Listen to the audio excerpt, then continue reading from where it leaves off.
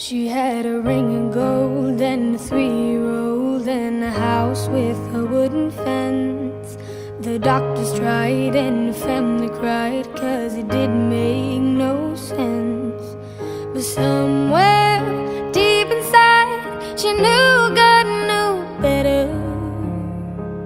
So in the middle of the night, dim night light, she started her letter. It said, don't give up right before the miracle.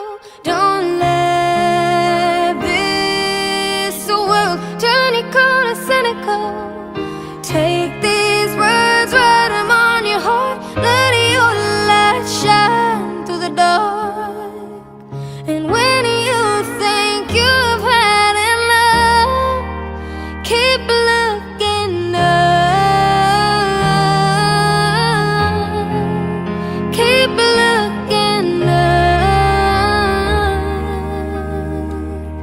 Well, she got the note that her mama wrote on the day she turned